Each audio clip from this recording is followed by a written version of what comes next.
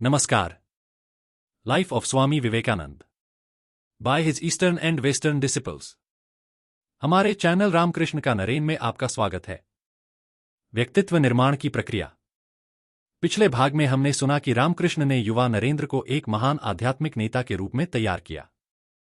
गुरु शिष्य के इस पवित्र रिश्ते ने न केवल विवेकानंद के जीवन को नया आयाम दिया, बल्कि भारतीय आध्यात्मिकता और वेदांत के आलोक से संपूर्ण विश्व को आलोकित किया।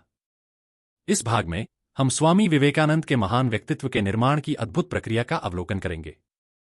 उन्होंने Herbert Spencer, can't, Schopenhauer, August Comte, भारतीय दर्शन, विज्ञान और कला का गहराई से अध्ययन किया। उनकी प्रत्येक अनुभूति और अनुभव ने उनके जीवन के ताने बाने में एक नया धागा जोड़ा, जहां बुद्धि और हृदय ने मिलकर उन्हें उनके वास्तविक स्वरूप के प्रति जागरूक किया। स्वामी विवेकानंद की अद्भुत जीवन यात्रा का हिस्सा बनने के लिए इस भाग को अंत तक सुने। अगर आपको यह प्रयास अच्छा लगे तो कृपया लाइक, कमेंट और हमारे चैनल को सब्सक्राइब करें। Life of Swami Vivekananda by his eastern and western disciples. निर्माण की प्रक्रिया, एपिसोड 18। पिछले भाग में हमने सुना कि श्री रामकृष्ण ने एक दिन उन्हें पंचवटी में बुलाया और पूछा कि कठोर साधना के अभ्यास से मैंने कुछ अलौकिक शक्तियां प्राप्त की हैं, लेकिन वे मेरे किसी काम की नहीं। मैं अपना शरीर भी ठीक से ढक कर नहीं रख सकता, इसलिए मां की अनुमति से मैं उन्हें तुम्हें देने की सोच रहा हूं। इस पर नरेन ने पूछा कि क्या इन शक्तियों से मुझे ईश्वर का साक्षात्कार करने में सहायता मिलेगी? गुरु ने उत्तर दिया कि ऐसा करने में कोई सहायता नहीं मिलेगी, लेकिन जब वे ईश्वर का साक्षात्कार करने के बाद उनके कार्य में लगेंगे, तब वे शक्तियां उनके लिए सहायक सिद्ध होंगी। नरेंद्र ने स्पष्ट इनकार कर दिया और कहा कि पहले मुझे ईश्वर का साक्षात्कार करने दो, तब मैं जान सकूंगा कि मुझे उन शक्तियों की आवश्यकता है भी या नहीं। हम ये तो नहीं कह सकते कि श्री रामकृष्ण वास्तव में नरेन को अपनी शक्तियां देना चाहते थे या केवल उसकी परीक्षा ले रहे थे, लेकिन जब नरेन ने उन्हें मना कर दिया तो वे आनंद से अभिभूत हो गए। अब इस गाथा को आगे जारी रखते हुए हम अगला हिस्सा सुनते हैं। जय स्वामी विवेकानंद। महान व्यक्तित्व के निर्माण की प्रक्रिया अद्भुत और अनूठी होती है। उसमें समय जुलाहे का काम करता है। हर अनुभव एक धागा है। बुद्धि और हृदय में जो समय के हिसाब से बदलाव आते हैं, उनसे जो संरचना निर्मित होती है, वो ताना बाना है। और इन सभी तत्वों से जागृत आत्मा द्वारा एक संरचना बनाई जाती है, पैटर्न बनाया जाता है। हालांकि वह इस बात पर निर्भर करता है कि वास्तव में जो व्यक्ति आध्यात्मिकता की राह पर आगे बढ़ना चाहता है, उसका वास्तविक स्वरूप आध्यात्मिक है या नहीं।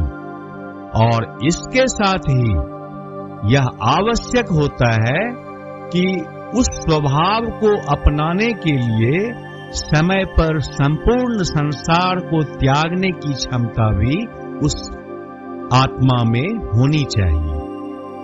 पाश्चात्य दर्शन भी यही कहता है कि यदि कोई व्यक्ति संपूर्ण संसार को प्राप्त कर ले और अपनी आत्मा को खो दे तो उसे क्या लाभ।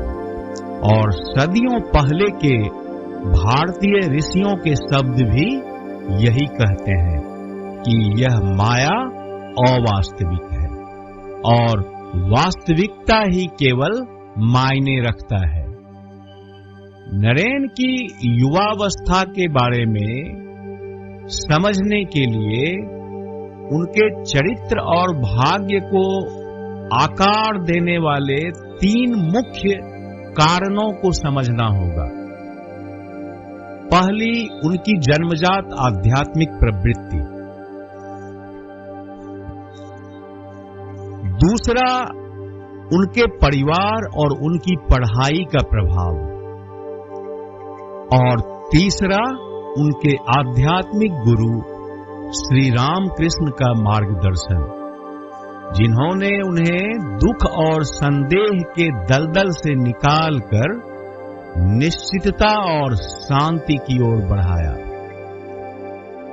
पिछले भागों में हमने उनकी सहज आध्यात्मिक प्रवृत्ति को देखा, उनकी पवित्रता, ईश्वर को जानने की उनकी प्यास, खोज और दक्षिणेश्वर में गुरु के चरणों में उनके समर्पण से स्पष्ट है। उनके परिवार का प्रभाव, जो मुख्य रूप से उनके मां बाप के माध्यम से पड़ा, अपने प्रभावों में दूरगामी था। यह उनकी मां ही थी जिन्होंने उन्हें महान महसूस करने, उच्च विचार करने और सही तरीके से कार्य करने के आदर्शों से भर दिया। उनकी गोद में उन्होंने रामायण, महाभारत, 2 महान हिंदू महाकाव्यों का विस्तृत ज्ञान प्राप्त किया, जो वह उन्हें गोधूली में पढ़कर सुनाती थी। अपने पिता के कारण ही नरेन अपनी व्यापक सोच, पुरुषार्थ और किसी भी वास्तविक राष्ट्रीय परंपरा के प्रति सम्मान के लिए ऋणी थे। उनके पिता के प्रभाव ने नरेन का ध्यान अन्य देशों की संस्कृतियों की ओर आकर्षित किया था और उनके अध्ययन के क्षेत्र को व्यापक बनाने में मदद की थी। उन्हें सभी संस्कृतियों और सभी धर्मों को शामिल करने के लिए पर्याप्त व्यापक सहानुभूतिपूर्ण समझ विकसित करने की प्रेरणा मिली थी। इसीलिए हम देखते हैं कि नरेन सभी ज्ञान, पूर्वी, पश्चिमी, दर्शन, इतिहास, कला, विज्ञान में, विशेष रूप से पश्चिमी दर्शन में शामिल होने के इच्छुक थे। उन्होंने इन अध्ययनों में अपनी सामान्य तीव्रता के साथ खुद को झोंक दिया। उनके अंतर्निहित सिद्धांतों और मूल्यों की खोज और उसमें दक्षता हासिल करने के लिए वे दृढ़ संकल्पित थे। उन्हें पता था कि अधिकांश दार्शनिक प्रणालियां केवल बौद्धिक आरेख हैं, जो मनुष्य की भावनाओं को कोई स्थान नहीं देती हैं, जिससे उसकी रचनात्मक क्षमताएं दमित हो जाती हैं। इसके अलावा विचार की एक प्रणाली में विश्वास करने के लिए उतनी ही आस्था की आवश्यकता है जितनी कि धार्मिक हठधर्मिता में बिना समझे विश्वास करना। नरेन सत्य के आरेख नहीं चाहते थे, चाहे वे कितने भी चतुर क्यों न हो। उन्हें सत्य चाहिए था। सच्चा दर्शन आध्यात्मिक क्रिया की जननी, रचनात्मक ऊर्जा का स्रोत, इच्छा शक्ति के लिए सर्वोच्च और सबसे महान प्रेरणा के रूप में होना चाहिए। इसके अलावा उसकी कोई महत्ता नहीं। हर्बर्ट स्पेंसर के दर्शन में उनकी विशेष रुचि थी और बाद में उन्होंने उपनिषदों और वेदांत के सिद्धांतों की चर्चा में स्पेंसर की तर्क पद्धति का उपयोग किया। इस तरह के अध्ययन से नरेन को विचार की शक्ति, तीक्ष्ण विवेक और बौद्धिक और वैज्ञानिक आधार की खोज की भावना प्राप्त हुई, जो बाद के वर्षों में उनके संदेश को प्रसारित करने में उनके लिए उपयोगी साबित हुई। स्पेंसर का दर्शन पारंपरिक धार्मिक अवधारणाओं का विरोध करता है। यह विश्वास की नींव को ही नष्ट कर देता है। केवल एक सहज आदर्शवाद और एक काव्यात्मक और कल्पनाशील स्वभाव की शक्ति ही नरेन के दृष्टिकोण के किसी भी हिस्से को बचा सकती थी। यह उनकी व्यापक दृष्टि की अंतर्निहित क्षमता थी, जिसने उन्हें भाग्यवादी और नास्तिक बनने से बचाया। रहस्यवादी उनमें छिपा हुआ था और उनकी उत्साही आत्मा अज्ञेय के आधे रास्ते पर चलकर उस अज्ञात पथ के आधे रास्ते पर अपने प्रश्न पूछना बंद नहीं कर सकती थी। उन्होंने जर्मन दार्शनिकों की प्रणालियों का अध्ययन किया, विशेष रूप से कांट और शोपेनहावर की। उन्होंने जॉन स्टुअर्ट मिल और अगस्ट कॉम्टे को भी पढ़ा। अरस्तु के विश्लेषण और अटकलों में भी गहराई से उतरे। कुछ समय के लिए उन्हें कॉम्टे के सकारात्मक दर्शन में संतुष्टि मिली, जो एक व्यापक नैतिक दृष्टिकोण को अपनाता है। लेकिन अन्वेषण के प्रति उनके उत्साह ने उन्हें कभी भी सत्य के किसी भी नए और महान दृष्टिकोण को स्वीकार करने के लिए प्रेरित नहीं किया, बिना उस पर उसी तरह की गहरी नजर से जांच किए हुए, बिना परखे हुए, जैसा कि उन्होंने अपने पहले के विश्वासों पर किया था। अब वे हिंदू समाज व्यवस्था के विरुद्ध पूर्ण विद्रोह में थे। उन्होंने देखा कि पूरा राष्ट्र पुरोहित जाति के बंधन में था। जाति और धर्म का जाल उनके लिए असहनीय हो गया था। अधिकांश व्यक्तियों के लिए, विशेषकर रोमांटिक स्वभाव के लोगों के लिए, विद्रोह का यह चरण संकटपूर्ण होता है, क्योंकि इसमें नैतिक बोध के मंद हो जाने का खतरा रहता है। जब ईश्वर और धार्मिक कर्तव्य, तप और आध्यात्मिक आदर्श चले जाते हैं, तो इंद्रियों को नियंत्रित करने के लिए क्या बचता है? सचमुच यह नरेन के लिए संघर्ष और उलझन का दौर था, जिसमें उनका पूरा व्यक्तित्व शामिल था। लेकिन वह आंतरिक शक्ति अद्भुत थी, जिसने उन्हें सहारा दिया। अपने अज्ञान के जाल से बाहर निकलने का मार्ग खोजने के उनके अवचेतन संकल्प द्वारा उनका मन इंद्रियों के खतरनाक क्षेत्र से परे बौद्धिकता की दुनिया में चला गया। अपने स्वयं के वास्तविक स्वरूप से अलग ईश्वर तक पहुंचने का मार्ग खोजना, यदि ईश्वर है, उनके लिए अनिवार्य आवश्यकता थी। उनके जैसे मन के लिए अज्ञेयवाद केवल एक मनोदशा थी। रहस्यवादी स्वभाव मैं नहीं जानता, वो यहां नहीं रुक सकते थे। ऐसे व्यक्ति के लिए जीवन की समस्या का समाधान आवश्यक है, सत्य को प्राप्त करना होगा। यदि वह भाग्यशाली है तो उसे संदेह और अज्ञेयवाद से परे बोध की शरण मिलनी है।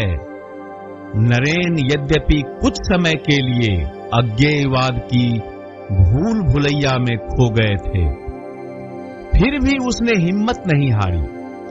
यदि दर्शन उनकी सहायता नहीं कर सकता था, तो यह अविकृत दृष्टि का द्वार नहीं था।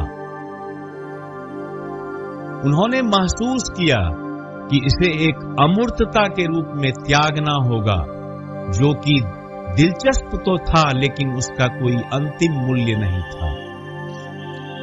अनुभवजन्य विज्ञान किसी को बुद्धि और इंद्रियों के दायरे से परे जाने और उस शाश्वत वास्तविकता को महसूस करने में सक्षम नहीं बना सकता, जो सभी घटनाओं का आधार और कारण है। नरेन पश्चिमी विज्ञान और दर्शन के विचारों से सहमत थे। मनुष्य दुनिया के बारे में जो कुछ भी जानता है, वह भौतिक वस्तुओं और उसकी इंद्रियों के बीच की बातचीत का परिणाम है, जो समय और स्थान जैसी समझ की श्रेणियों के इंद्रिय डेटा पर लागू होने के बाद की स्थिति है। बाहरी दुनिया जैसी कि वह अपने आप में है, इस प्रकार अज्ञात और अज्ञेय है। यह अंतिम बात मनुष्य की आंतरिक प्रकृति के बारे में भी सत्य है। वह कभी भी अपनी आंतरिक वास्तविकता को सही मायने में नहीं जान सकता, क्योंकि यह समय और स्थान की श्रेणियों से परे है। नरेंद्र जानते थे कि इंद्रियां, मन और बुद्धि मनुष्य को ब्रह्मांड की परम प्रकृति की पहेली को सुलझाने में सक्षम बनाने में असमर्थ है, क्योंकि इंद्रिय बोध और उससे भी अधिक वे विचार जो वह उनसे बनाता है, जिन पर वह अपने विभिन्न अनुमानों और सिद्धांतों को आधारित करता है, वे व्यक्तिपरकता के एक बड़े हिस्से से मुक्त नहीं हैं और इसलिए इंद्रिय अनुभव में मूल रूप से जो दिया गया है, उसका प्रतिनिधित्व करने के रूप में अविश्वसनीय है। पश्चिमी विद्वान वस्तुनिष्ठ चेतना से अलग आत्मा के अस्तित्व को स्थापित करने में विफल रहे हैं। परिणाम स्वरूप परम सत्य के बारे में अंतिम निष्कर्ष पर पहुंचने में विफल रहे हैं। फिर भी नरेंद्र को पश्चिमी भौतिक विज्ञान और इसकी विश्लेषणात्मक प्रक्रियाओं के लिए बहुत सम्मान था। उन्होंने श्री रामकृष्ण के विभिन्न अलौकिक अनुभवों का परीक्षण करने के लिए कोई कसर नहीं छोड़ी और केवल वही तथ्य स्वीकार किए जो परीक्षण में खरे उतरे। हालांकि वे सत्य के लिए तरस रहे थे, फिर भी वे डर या बाहरी दबाव के कारण कुछ भी स्वीकार नहीं करते थे। वे एक ईमानदार नास्तिक बनने के लिए तैयार थे, अगर यही सभी तर्कों का अंत था। वे ब्रह्मांड के रहस्य को सुलझाने के लिए इतने उत्सुक थे कि सत्य के दर्शन के लिए दुनिया के सभी सुखों बल्कि जीवन को भी त्यागने के लिए तैयार थे। इस मनस्थिति में उन्होंने पश्चिमी विज्ञान और दर्शन का अध्ययन जारी रखा और उनमें जो कुछ भी अच्छा था उसे स्वीकार किया। उन्होंने भौतिक शक्ति के लिए शिक्षा प्राप्त नहीं की, बल्कि इसलिए पढ़ा कि वे सत्य को प्राप्त करना चाहते थे। अपने विरासत में मिले विश्वास के खिलाफ विद्रोह करते हुए बहुत भटकने और बौद्धिक संघर्ष करने के लिए उन्हें मजबूर होना पड़ा, केवल अपने अंतिम ज्ञानोदय में उसी की ओर लौटने के लिए। उनके शोध दर्शन और भौतिक विज्ञान तक ही सीमित नहीं थे। उन्होंने तंत्रिका तंत्र, खास तौर पर मस्तिष्क और रीढ़ की हड्डी की कार्य प्रणाली से परिचित होने के लिए पश्चिमी चिकित्सा का कोर्स किया। उन्हें इतिहास, उन परिस्थितियों की कहानी जिसके अंतर्गत मानव चरित्र और मानवीय घटनाओं का विकास हुआ, जानने की उत्कट इच्छा थी। उनके लिए इतिहास सदियों से राष्ट्रों की आकांक्षाओं और उपलब्धियों का रिकॉर्ड था। कविता, क्योंकि यह आदर्शों की भाषा है, इससे नरेन बहुत आकर्षित हुए। वर्ड्सवर्थ उनके काव्य जगत के सितारे थे। वे आदर्शों की दुनिया में रहते थे, जहां इतिहास और दर्शन, कविता और सभी विज्ञान वास्तविकता के चरणों के रूप में पहचाने जाते हैं। उनके पास सीखने की एक भविष्य सूचक दृष्टि थी, जिसमें विचार को जीवन के वास्तविक उद्देश्य के अधीन माना जाता था। विचार और आदर्श वह ईंधन थे जिसे आत्मा बुद्धि से परे, विचार से परे जाने के अपने सर्वोच्च प्रयास में जलाती थी। अपनी पूरी गंभीरता के साथ नरेन का एक और पक्ष भी था। उन्हें मौज मस्ती बहुत पसंद थी।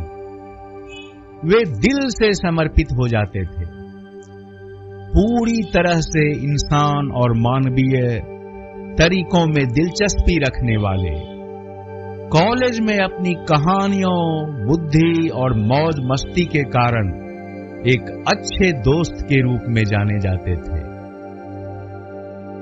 सभी प्रकार की मौज मस्ती में वे अग्रणी होते थे। उनके बिना कोई भी पार्टी पूरी नहीं मानी जाती थी। लेकिन मनोरंजन को पढ़ाई में बाधा नहीं बनने दिया जाता था। अक्सर दोस्तों के साथ दिन बिताने के बाद जब वे देर रात तक किसी ऐतिहासिक या दार्शनिक ग्रंथ के अध्ययन में डूब जाते थे, जब तक कि वे उसमें महारत नहीं हासिल कर लेते थे। उनका दिमाग हमेशा स्वच्छ रहता था, तब भी जब उनका स्वास्थ्य खराब होता था। वे शारीरिक रूप से कमजोर होते थे।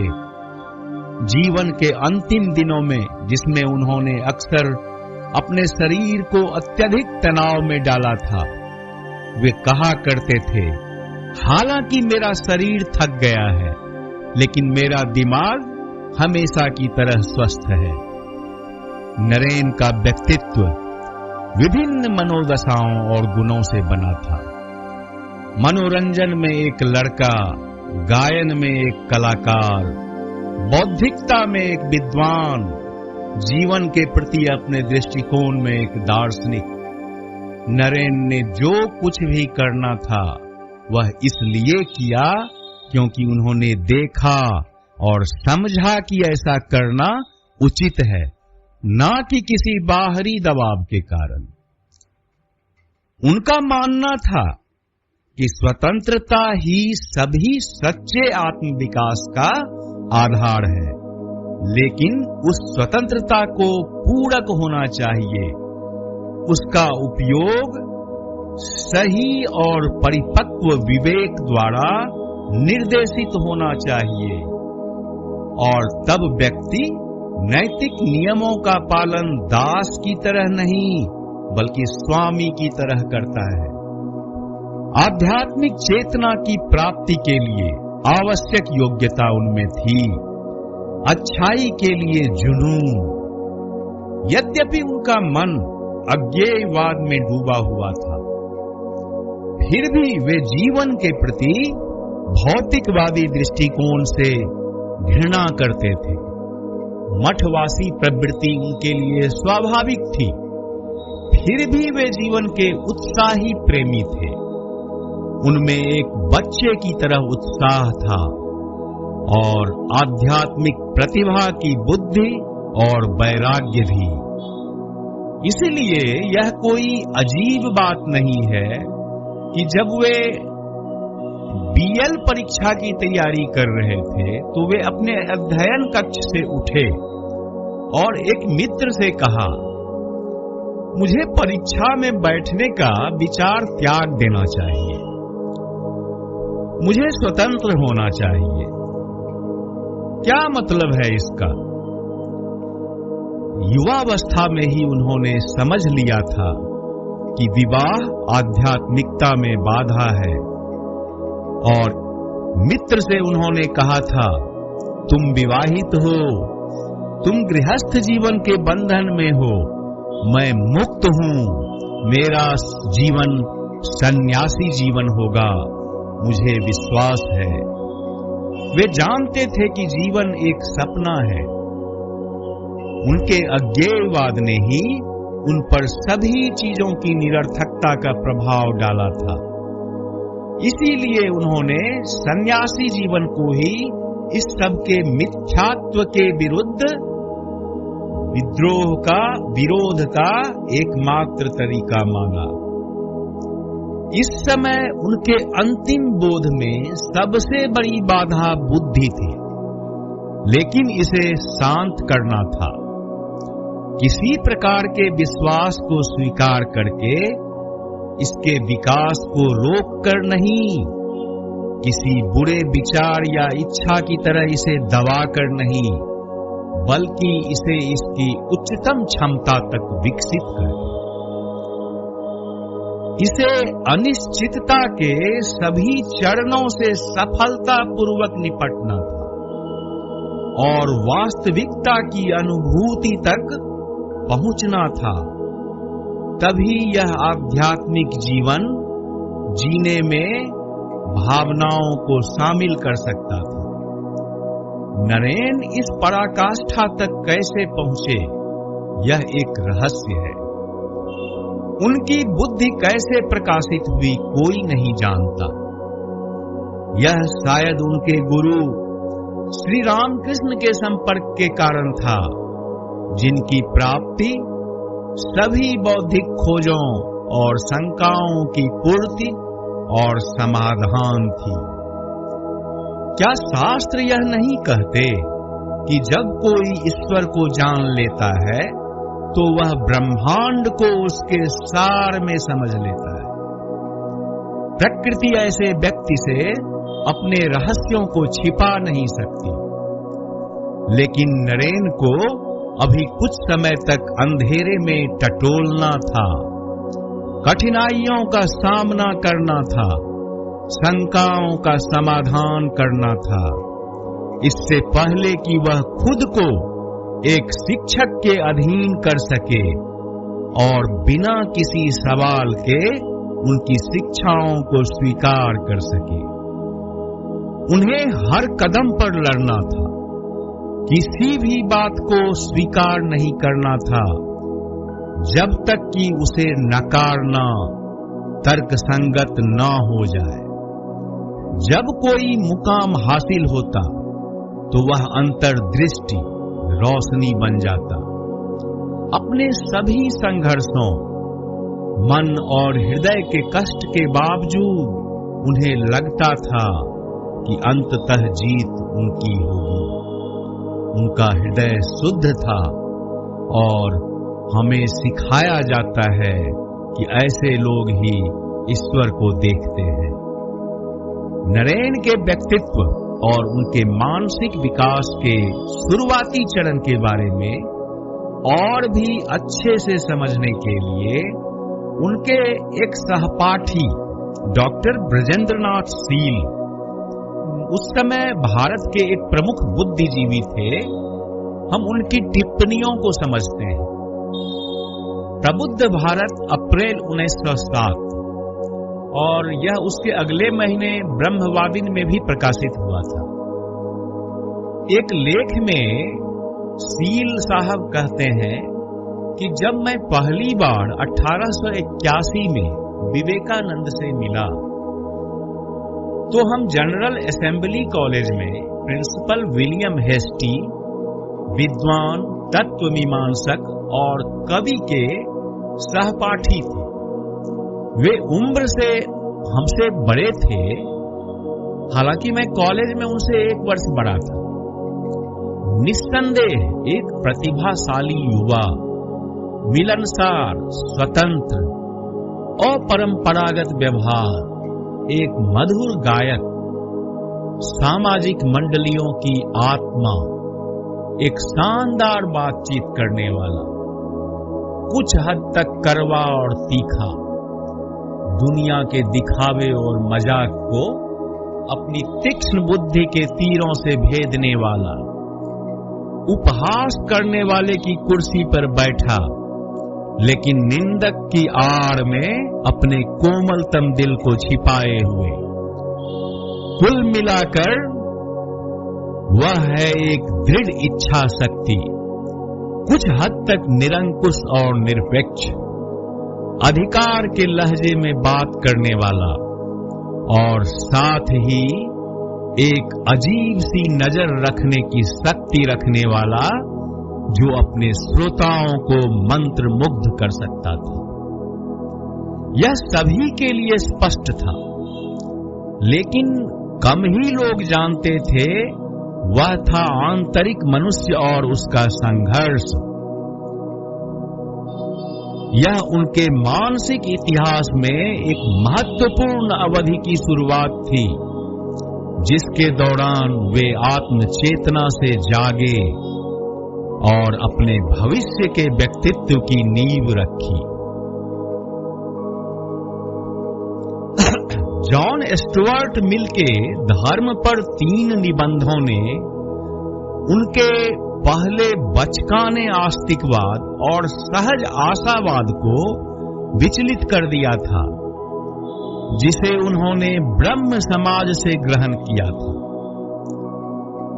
कार्य, कारण और योजना के तर्क उनके लिए टूटे हुए सरकंडों के सहारे थे और वे प्रकृति और मनुष्य में बुराई की समस्या से परेशान थे, जिसे वे किसी भी तरह से एक सर्वज्ञ और सर्वशक्तिमान निर्माता की अच्छाई के साथ नहीं जोड़ सकते थे। एक मित्र ने उन्हें ह्यूम के संशयवाद और हर्बर्ट स्पेंसर के अज्ञेय के सिद्धांत के अध्ययन से परिचित कराया। उनके अविश्वास ने धीरे धीरे एक स्थापित दार्शनिक संशयवाद का रूप लिया। उनकी पहली भावनात्मक ताजगी और भोलापन खत्म हो गया था। पुरानी प्रार्थनापूर्ण भक्ति के लिए एक निश्चित सूखापन, एक उदासी जिसे उन्होंने आदतन उपहास की उदासीन हवा के नीचे छुपाया था, उसने उनकी आत्मा को परेशान कर दिया।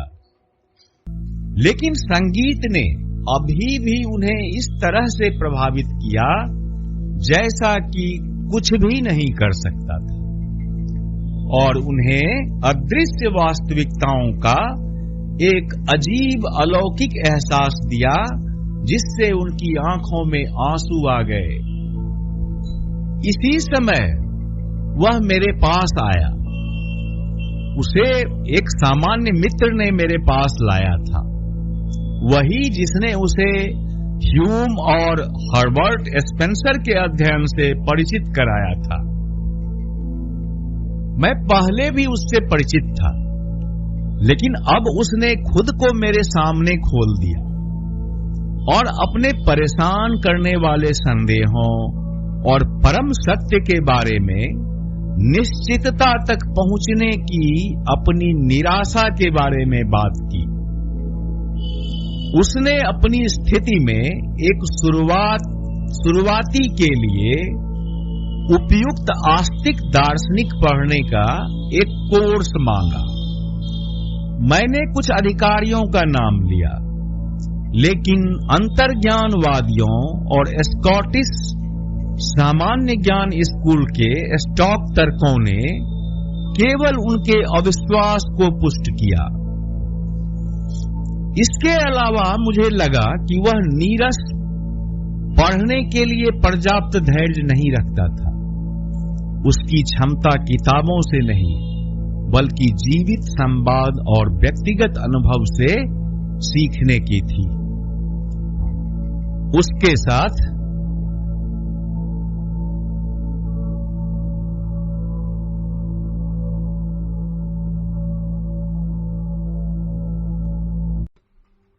मैं उसके प्रति गहराई से आकर्षित हुआ, क्योंकि अब मुझे पता था कि वह ईमानदारी से कठिनाइयों से जूझेगा। मैंने उसे शैली की एक किताब दी।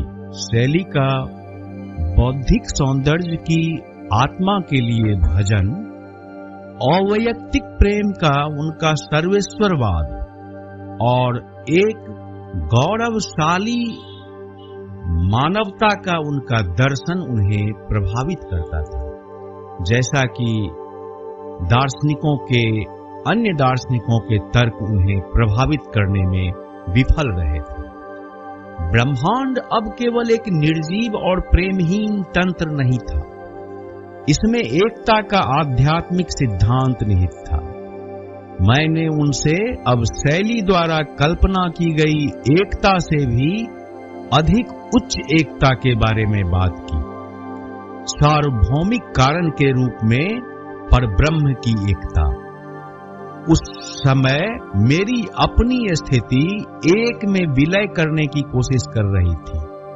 3 आवश्यक तत्व, वेदांत का शुद्ध अद्वैतवाद, हेगेल के निरपेक्ष विचार की द्वंद्वात्मकता और फ्रांसीसी क्रांति की समानता, स्वतंत्रता और बंधुत्व का सुसमाचार। मेरे लिए वैयक्तिकता का सिद्धांत बुराई का सिद्धांत था। सार्वभौमिक कारण सब कुछ था, प्रकृति, जीवन, इतिहास, निरपेक्ष विचार का क्रमिक प्रकटीकरण था। सभी नैतिक, सामाजिक और राजनैतिक पंथों को शुद्ध कारण के अनुरूप उनकी परीक्षा करनी थी। शुद्ध बुद्धि की अभिव्यक्ति के लिए पदार्थ, व्यक्तित्व और प्रतिरोध पर कैसे विजय प्राप्त की जाए, यही जीवन, समाज, शिक्षा और कानून की सबसे बड़ी समस्या थी।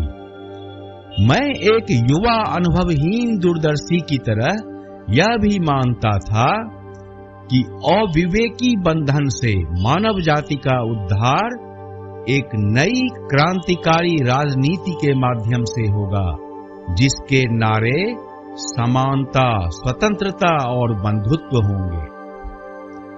सार्वभौमिक तर्क की संप्रभुता और नैतिकता के सिद्धांत के रूप में व्यक्ति का निषेध ऐसे विचार थे जो जल्द ही विवेकानंद की बुद्धि को संतुष्ट करने लगे और उन्होंने संदेहवाद और भौतिकवाद पर एक सुनिश्चित विजय प्राप्त की। इससे भी अधिक उन्होंने जीवन का निर्देश प्राप्त किया, लेकिन इससे उन्हें शांति नहीं मिली। संघर्ष अब उनकी आत्मा में और भी गहराई तक प्रवेश कर गया, क्योंकि सार्वभौमिक तर्क के सिद्धांत ने उन्हें अपने कलाकार स्वभाव की लालसा और संवेदनशीलता को दबाने के लिए कहा। उनकी इंद्रियां तीव्र और तीक्ष्ण थी। उनकी प्राकृतिक लालसाएं और जुनून मजबूत और दबंग थे। उनकी युवा संवेदनशीलता कोमल थी। उनकी मिलनसारिता मुक्त और प्रसन्न थी। इन्हें दबाना उनकी स्वाभाविक सहजता को मारना था, लगभग उनके आत्म को दबाने जैसा। संघर्ष ने जल्द ही एक गंभीर नैतिक मोड़ ले लिया। तर्क, जुनून और इंद्रियों के साथ प्रभुत्व के लिए संघर्ष कर रहा था। इंद्रियों के आकर्षण और युवा प्रकृति की लालसा अब उन्हें अशुद्ध, स्थूल और कामुक लगने लगी। यह उनके लिए सबसे कठिन परीक्षा की घड़ी थी। उनके संगीत के हुनर ने उन्हें ऐसे साथी दिए जिनके तौर तरीकों और नैतिकता के लिए उनके मन में कटु और स्पष्ट तिरस्कार था, लेकिन उनका मिलनसार स्वभाव उनके लिए बहुत मजबूत साबित हुआ। जब कभी कभी मैं शाम को उनके साथ संगीत समारोह में जाता था तो उन्हें थोड़ी राहत मिलती थी। मैंने उनमें एक उच्च उत्साही और शुद्ध स्वभाव देखा और पहचाना जो जोशीले संवेदनाओं से भरा हुआ था। निश्चित रूप से कोई कड़वा या कटु शुद्धतावादी था। वह अपरंपरागत भाषा का प्रयोग व्यंग्यात्मक रूप से करता था। वह अपने तंबुओं में चौंकाने वाली पारंपरिकता, अपने बूथों में सम्मान में लगभग रुग्ण आनंद लेता था और अपने खेल के पीछे वह जो था उससे अलग दिखाई देता था। अपने दोस्तों के आंतरिक घेरे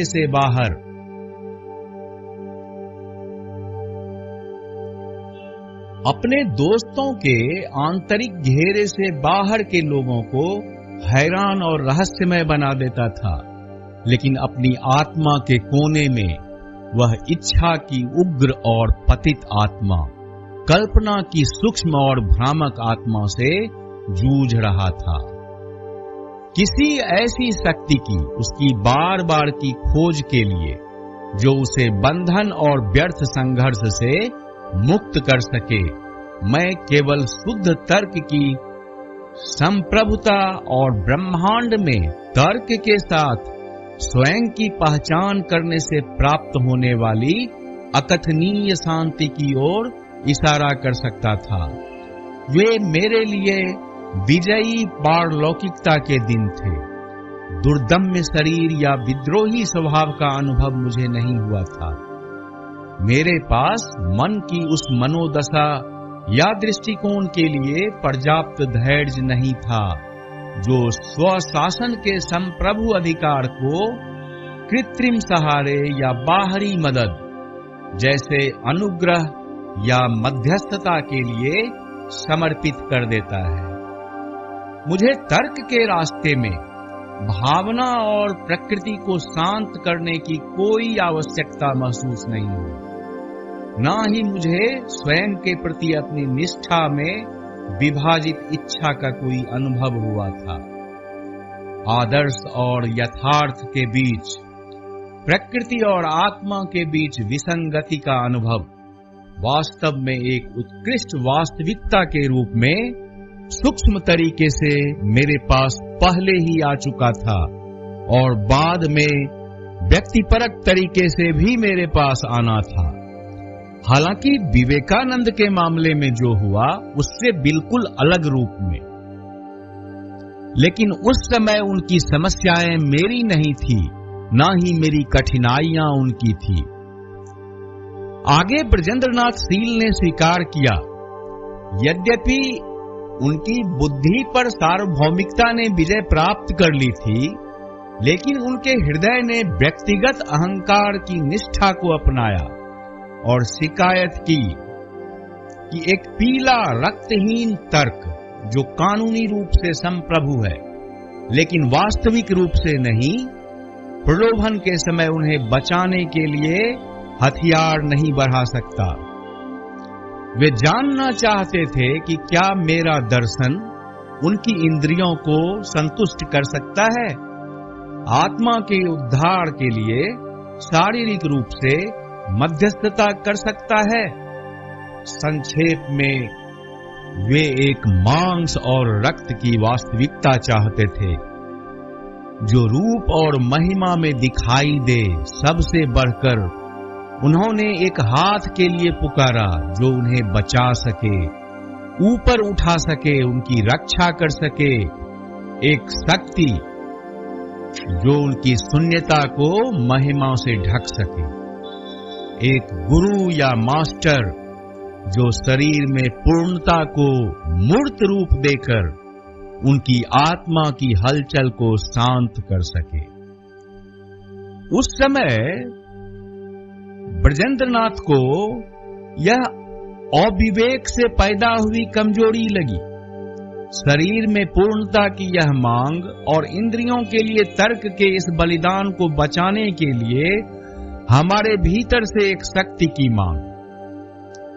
मेरी युवा अनुभवहीन आत्मा एक आत्मा की इस मांग का सामना कर रही थी और उसे नहीं पता था कि इसे कैसे संतुष्ट किया जाए। विवेकानंद जल्द ही ब्रह्म समाज के मंत्रियों और मिशनरियों के पास गए। ब्रह्मों से एक अचेतन, एक विडंबना के साथ एक आदर्श की मांग की जो वास्तविक हो, सत्य को दृश्यमान करे, मुक्ति की शक्ति के लिए। यहां उन्होंने कड़वी शिकायत की। नैतिक विमर्श, सिद्धांत, अंतर्ज्ञान से वे तंग हो गए जो उन्हें बेस्वाद और नीरस लगे। उन्होंने विभिन्न शिक्षकों, पंथों की कोशिश की और यह वह खोज थी जो उन्हें हालांकि पहले तो एक संदिग्ध भावना के साथ दक्षिणेश्वर के परमहंस के पास ले आई, जिन्होंने उनसे ऐसे अधिकार के साथ बात की जैसा पहले किसी ने नहीं किया था और अपनी शक्ति से उनकी आत्मा में शांति भर दी, उनकी आत्मा के घावों को ठीक कर दिया। लेकिन उनकी विद्रोही बुद्धि अभी भी गुरु को स्वीकार नहीं कर पाई। उनका मन उन्हें संदेह में डालता था। उन्हें संदेह था कि गुरु की उपस्थिति में उनकी आत्मा को जो शांति मिलेगी वह भ्रामक नहीं है। धीरे धीरे ही उस प्रखर बुद्धि के संदेहों को रामकृष्ण ने अपने शांत आश्वासन से परास्त कर दिया। मैंने अपनी आंखों के सामने हो रहे परिवर्तन को गहन रुचि के साथ देखा। धार्मिक उन्माद और काली पूजा के पंथ के प्रति मेरे जैसे एक युवा और उग्र वेदांतवादी के दृष्टिकोण की कल्पना की जा सकती है और विवेकानंद जैसे जन्मजात मूर्ति भंजक, स्वतंत्र विचारक, रचनात्मक और प्रभावशाली बुद्धि, आत्माओं को वश में करने वाला, जो स्वयं मेरे लिए अलौकिक रहस्यवाद के जाल में फंसा हुआ था, एक पहेली थी जिसे उस समय शुद्ध बुद्धि का मेरा दर्शन शायद ही समझ पाता। लेकिन विवेकानंद प्यार किए गए और खोए हुए को प्यार किया गया और सबसे ज्यादा शोक इस बात पर हुआ जिसे मैं तब उनके दल बदल के रूप में ही मान सकता था और यह व्यक्तिगत भावना ही थी। आखिरकार व्यक्तिगत पसंद और व्यक्तिगत संबंध का घृणित रोगात्मक तत्व जिसने मुझे सबसे अधिक प्रेरित किया। जब अंततः मैं दक्षिणेश्वर की साहसिक यात्रा पर गया, जो मेरे जैसे गृहस्थ सन्यासी के लिए विवेकानंद के गुरु को देखने और सुनने के लिए थी, और एक लंबे गर्मी के दिन का अधिकांश भाग मंदिर के बगीचे के छायादार और शांतिपूर्ण एकांत में बिताया। चक्कर, भीड़, गर्जना और अंधा कर देने वाले तूफान के भयानक अंधेरे के बीच सूर्यास्त के समय वापस लौटा। शारीरिक और नैतिक दोनों तरह के भ्रम की भावना के साथ और इस सत्य की एक छिपी हुई धारणा के साथ कि कानून की महिमा स्पष्ट रूप से अनियमित और विचित्र को आदेश देती है कि अस्पष्ट आत्म अलगाव में भी आत्मनियंत्रण हो सकता है। भावना अपनी त्रुटियों में भी केवल प्रारंभिक तर्क हैं और एक अतिरिक्त रक्षक शक्ति में विश्वास केवल आत्मनिर्णय के एक मूल कार्य का धुंधला प्रतिबिंब है। इस सब की महत्वपूर्ण पुष्टि विवेकानंद के बाद के जीवन वृत्तांत में हुई, जिन्होंने अपने गुरु की मुक्तिदायी कृपा और शक्ति में दृढ़ आश्वासन प्राप्त करने के बाद विश्व मानव के सिद्धांत तथा आत्मा की पूर्ण और अविभाज्य संप्रभुता का प्रचार और शिक्षा देना आरंभ कर दिया। नरेन को ज्ञान की सच्ची इच्छा थी, जो निश्चित, वास्तविक, स्थायी और संतोषजनक हो। वे संदेह और अनिश्चितता के दलदल से बाहर निकलना चाहते थे। उनके लिए अज्ञेयवाद की आवाज पीड़ा की आवाज थी, जो उन्हें मानसिक कष्ट और आत्मा के तनाव का कारण बनाती थी। खालीपन और उदासी की भावना ने उन्हें जकड़ लिया। क्यों, यह समझ नहीं सके।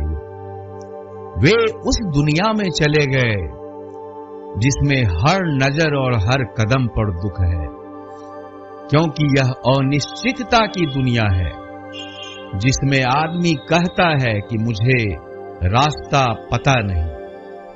साधारण दार्शनिक यह बात उदासीनता से कहता है, संत बनने वाला बोझिल मन के साथ।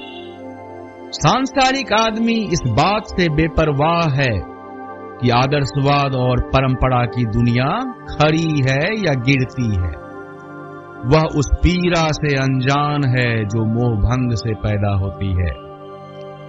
इस सारे अज्ञेयवाद और बुद्धि के भ्रम में नरेन ने अपनी आध्यात्मिक साधना जारी रखी। उन्होंने ध्यान का अभ्यास किया।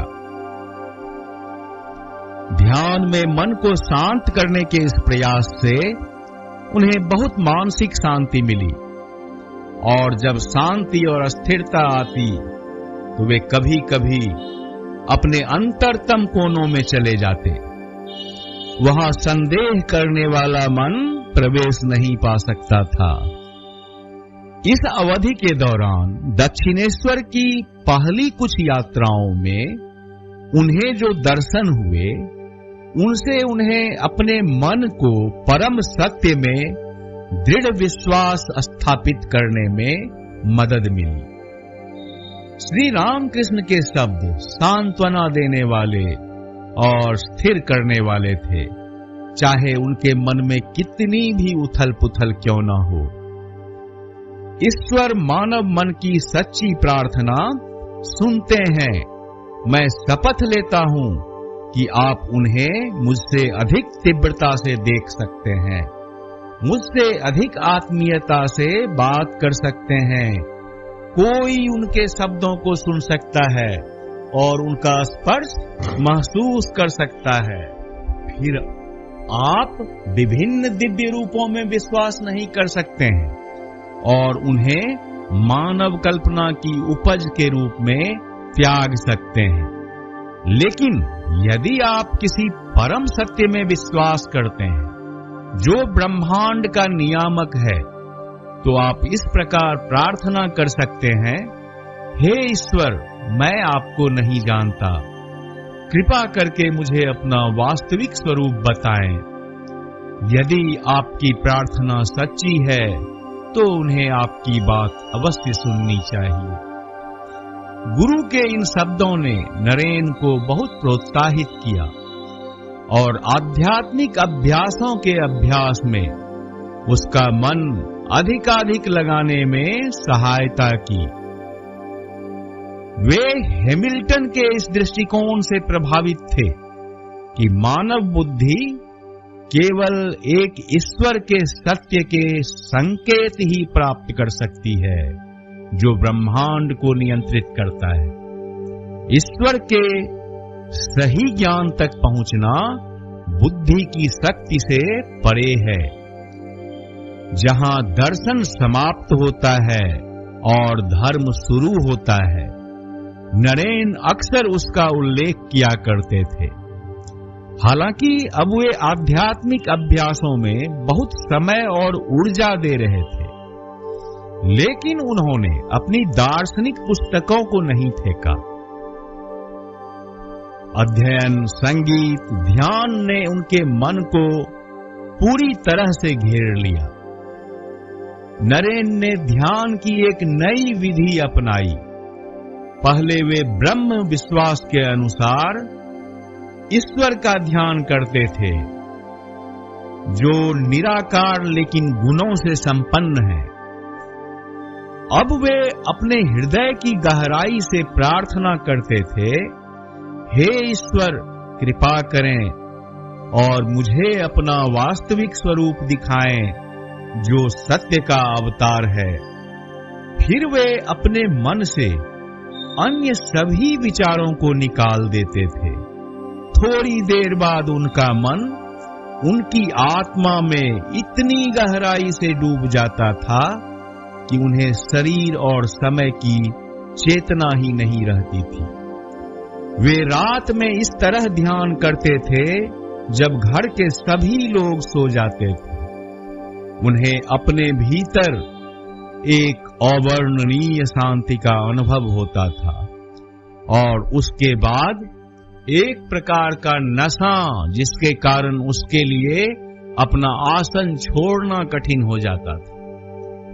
ऐसे ही एक अवसर पर जब वे ध्यान के पश्चात इस प्रकार बैठे थे कि उन्हें बुद्ध के दर्शन हुए, स्वामी शारदानंद ने जो घटित हुआ उसे इस प्रकार बताया। जब मैंने अपना मन अस्थिर और सभी विषयों से रहित रखा, तो शांत आनंद की एक धारा प्रवाहित हुई। इसके प्रभाव में ध्यान समाप्त होने के बाद भी मुझे बहुत समय तक एक प्रकार का नशा महसूस हुआ। इसलिए मुझे अपना आसन छोड़कर तुरंत उठने की इच्छा नहीं हुई।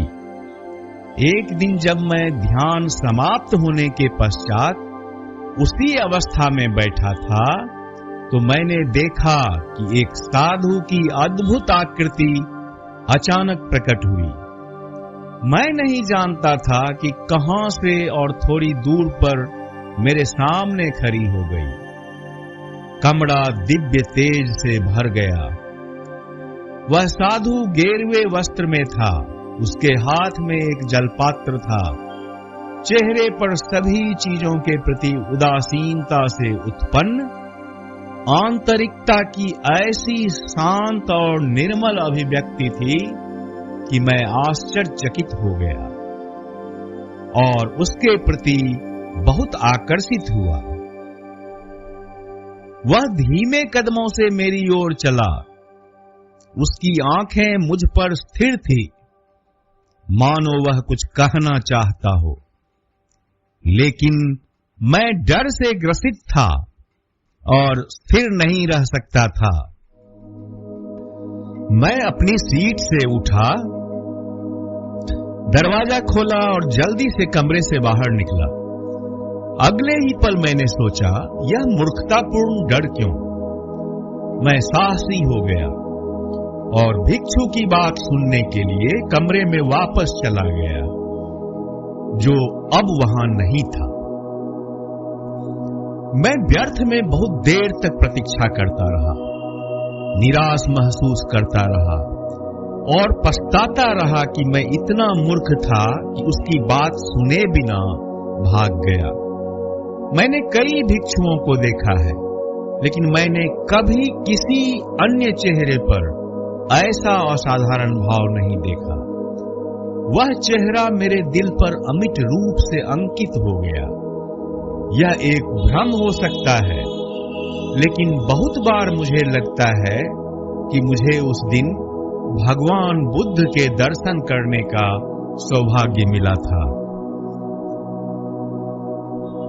समय बीतता गया, दिन विभिन्न उच्च अनुभवों से चिन्हित होते गए।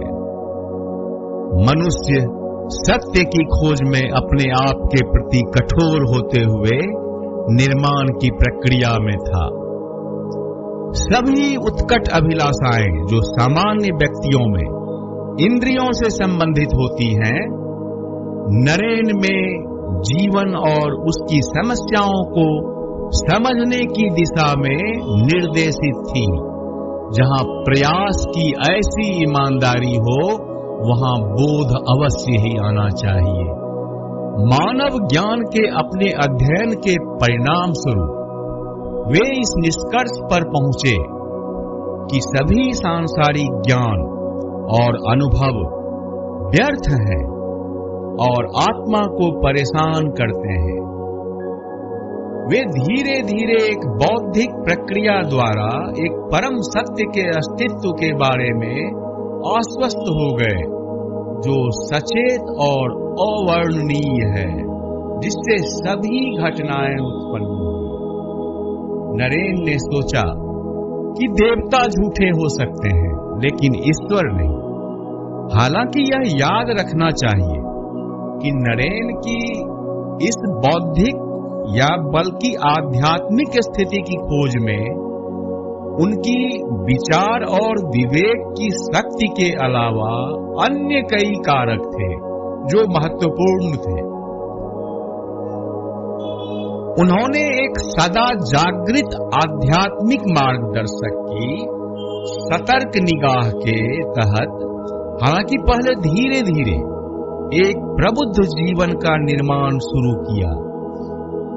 अज्ञेयवाद से प्रार्थनापूर्ण अवस्था तक पहुंचने में बहुत समय लगा, लेकिन धीरे धीरे नरेन में प्रार्थना और चिंतन जागृत हुआ, क्योंकि उन्होंने इंद्रियों को शांत करने और त्याग का जीवन जीना शुरू किया। अपने विचारों की शक्ति और तीव्रता को इन महान आदर्शों पर केंद्रित करना शुरू किया।